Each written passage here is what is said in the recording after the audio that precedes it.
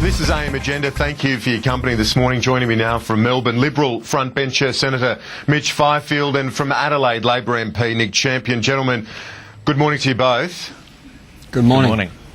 Hey, Nick Champion, first to you. Simon Crean this morning on Melbourne radio says that clearly Kevin Rudd has been disloyal. He's referring to the comments made by Andrew Wilkie, and Mr Crean says Kevin Rudd has got to put up or shut up. Do you agree with him?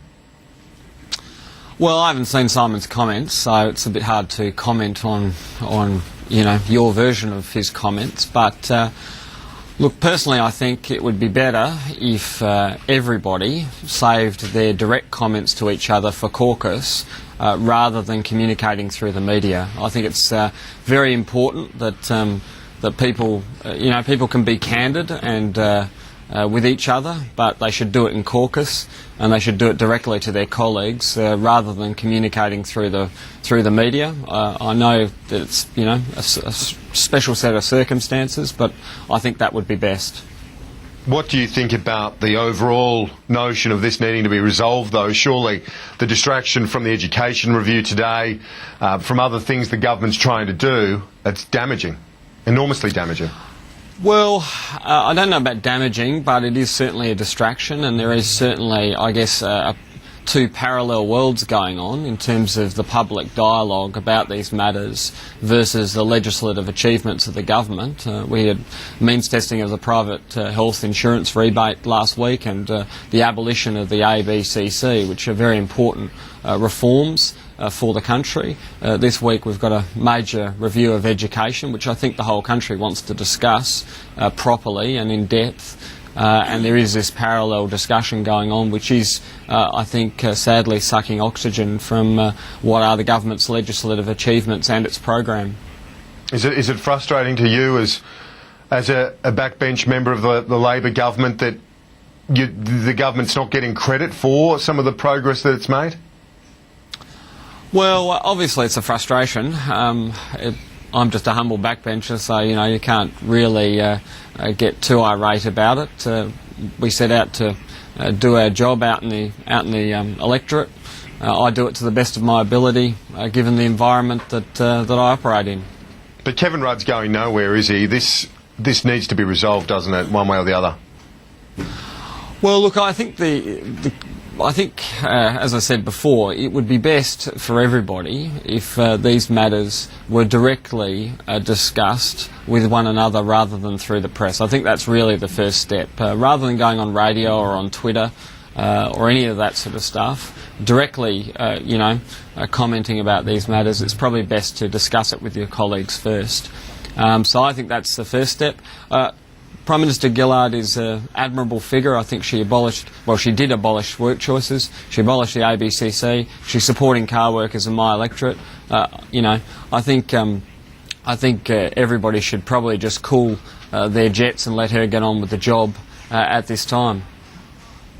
Senator Fifield, I suppose it's just a gift for the coalition. It has been for a number of weeks now, but as Nick Champion said there, the government has been able to get some runs on the board legislatively last week, and then today with this major education review, the largest in 40 years.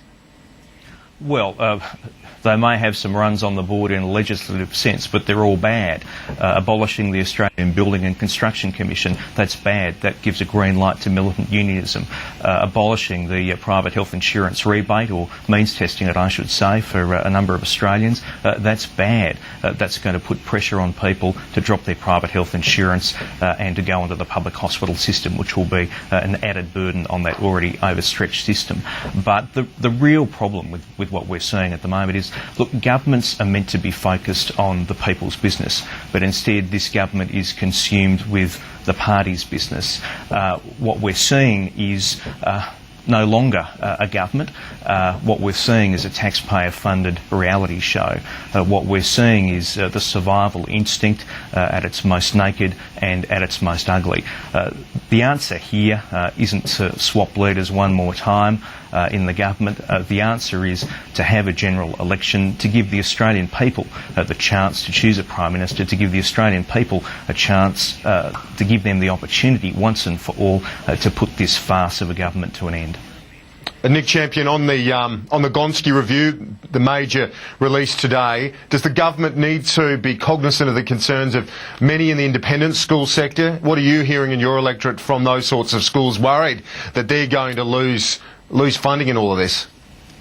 Well, look, the important thing is nobody's going to lose a dollar, and I think ultimately there'll be some form of indexation for all schools. But the important thing here is we're having a discussion about education, which is following the strong reforms that we've already built. The national curriculum, the school stimulus, which built many important school facilities in both private, independent and Catholic schools, as well as public schools, has been a tremendous success despite the negative rhetoric of people like Mitch. This will build on that. It's the first substantive review in 40 years, and the community should have a discussion about it, as the Parliament should have a discussion about it. Stakeholders obviously will bring their own concerns to the table. That's understandable, and part of the process of discussing it is to work through those concerns. People won't always agree, and there are antagonists, I guess, in this debate. But it's important that we have the discussion, because what we know is, and I know this from my own electorate, that disadvantaged schools, kids from disadvantaged communities, don't get enough of the resources at the moment to really get them properly into the job market. So that's always been my number one concern. I think as a local MP, it'd be nice for the nation to be able to discuss that and have the time to discuss it in a sensible way, and not sort of have the hysterics of the opposition clouding that. Senator Fifield, it would be, some of those points that Nick made would be a fair course of action, wouldn't it, when it comes to education reform? The argument on equity and improving those schools which are struggling at the moment, additional funding for them over some of the independent schools, that would make sense, wouldn't it? Well, we don't see that the current system of school funding in Australia is broken. The government clearly do. It's important that any school funding system give the emphasis to the public education sector, which the current school funding does. At the moment, on a recurrent basis, it's about $14,500 goes towards each kid in a government school. It's about half of that going to each kid in an independent school. Each kid in an independent school, in effect, saves the taxpayers money. But we will look closely at the Gonski review. There could well be some good recommendations from it, but we want to study those. We want to consult closely with stakeholders, and our response to the review will be informed by wanting to make sure that parental choice is supported, by wanting to make sure that there is encouragement for private investment in education, by wanting to make sure that we have a system where we rely on objective data, and also making sure that any system is based on need. They're the important criteria, and we'll be judging the government's response by those. It's been long overdue, though, hasn't it? This system, apparently the Gonski review going to find that the current system is illogical and transparent in its structure. It has been many years since this root and branch sort of analysis has been done, Senator Fifield. I think the government's overstating it when they say that this is the first time in 40 years that there's been a review of school funding. There have been many reviews over the years, but we think that we have a pretty good system. We don't think it's bust. But we are very happy to look at the recommendations of Mr Gonski. There may be some good ones there, but I'll tell you, Kieran, what my real fear in all of this is that Labor might have in their bottom drawer, as they always do, a schools hit list. I hope they don't open that drawer and pull it out, but it's always a great temptation for the Australian Labor Party, who, when it comes down to it, when you scratch them, there's always the politics of envy, and we want nothing to do with that sort of politics. We We want to give parents choice. We want to encourage private investment in education. We want students, regardless of the school they go to get a fair go. Okay, Nick Champion, finally on that issue of a school hit list, we're not expecting anything along those lines, are we? Just understand this, Kieran. There is no hit list, right? There is no hit list. Just understand that, full stop. What there is a demand for and a need for is fairness and transparency. And I think most Australians, they're pretty solid guidelines for the funding of a school system. Fairness, putting resources where they're needed on one hand, and transparency so everybody knows what everybody's getting on the other.